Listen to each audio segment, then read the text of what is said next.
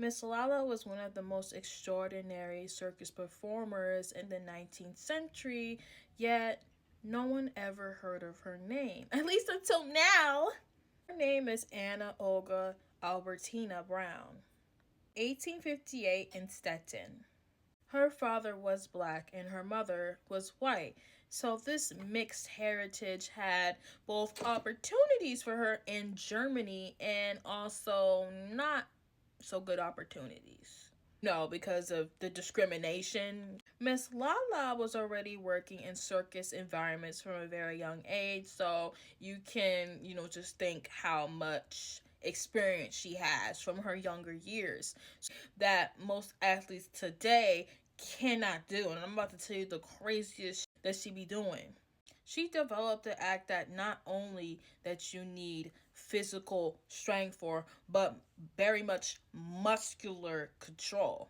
This is where the crazy shit comes in. Her most famous trick was being lifted in the air by a tight rope and holding on to it with her bare teeth, nigga. Yeah, her bare fucking teeth.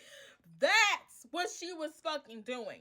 And that is why the most talented athletes cannot even do this today, because she was using her teeth.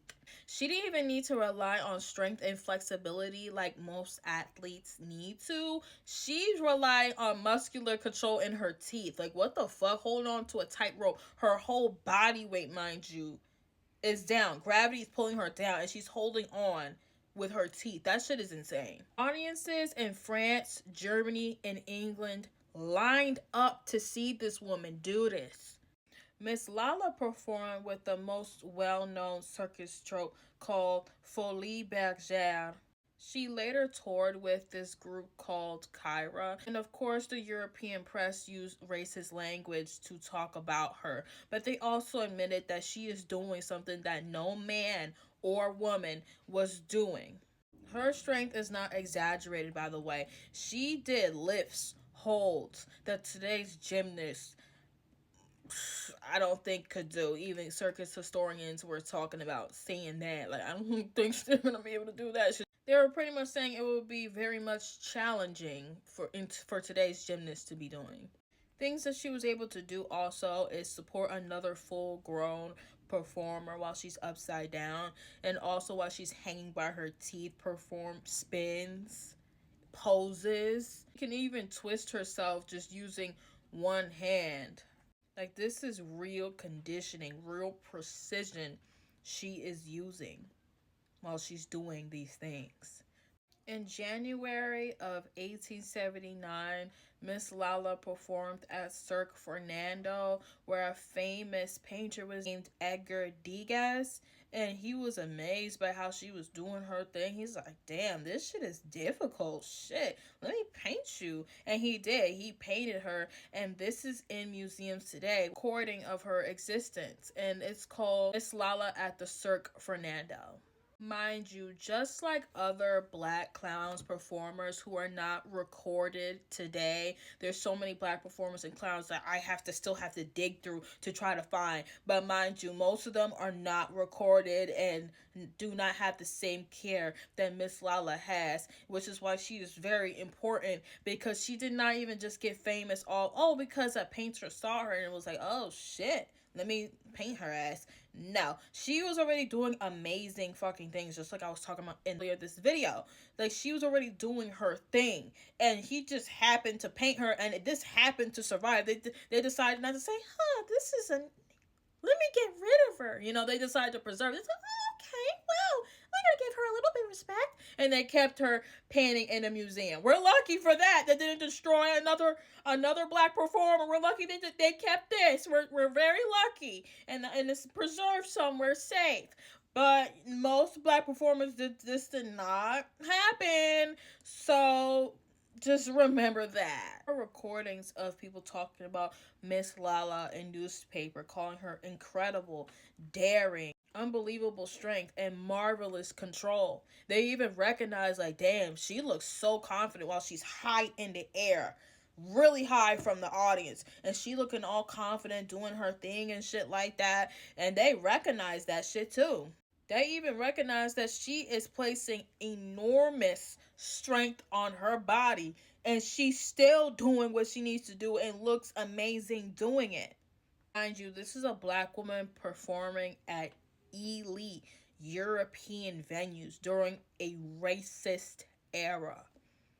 Any black performer's dream to be recognized like that is a huge motherfucking deal. We're not even used to seeing black women this way as a star attraction. Miss LaLa earned a top billing repeatedly. The most iconic stunt is the Iron Jaw Act, where she would hang on a tightrope. She would hang on it with her teeth. She would be lifted as high as 70 feet in the fucking air, and she would be twirling around doing poses, twists. Mind you, she's being lifted into the air. She's vertically being lifted into the air 70 feet, and she's doing twists, hanging onto it with her teeth. If she even let go for a moment, she would have dropped down to her death. Spinning rapidly, y'all. There is no safety net for these performers. She also went to many other types of venues. She did not just do the same routine over and over and over and over and over again. No, she adapted her style. She learned new things. And that is why she lasted as long as she did, as she went to many different kinds of venues. This woman adapted her skills to various different circus styles. She went to music halls. She went to theater halls. Went to traveling circuses. Miss LaLa performed with this other performer named Theophila. She was in a group called Kiara, and I already mentioned this before, this group. But they both performed a dual act, and that shit was just amazing. And it was amazing because they both performed technically difficult actions. The routines required synchronized acts, drops, strength balancing. This is in a period where female performers were often limited to very narrow roles. So the fact that they're both even doing this is amazing within itself. LaLa took the stage as a very dominant, respected force.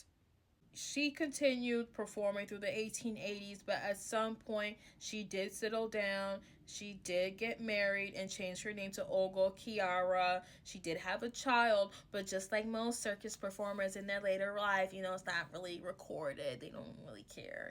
But for her, it was mostly documented. I'm so grateful for that. But, it's not really recorded. She did live a relatively quiet life after, she did her shits. She did appear to live a relatively quiet life after retiring. She's even stayed in historical records at all is because of Edgar Degas painting. And, just because she was a black woman, people do not care to talk about her today or even remember her after she did all sorts of shits to make her as a top circus performer with other top people who are palm colored. Acceptable to me how no one cares. Like, after that, no one cares. She's like, oh, she's black. She did things. Yeah, pretty amazing. But we're just gonna forget about her now and not talk about her again. It's just insane to me that that's just the case. Because none of y'all bitches even know who I'm talking about. Like, until I just educated you on who she is. That shit is insane.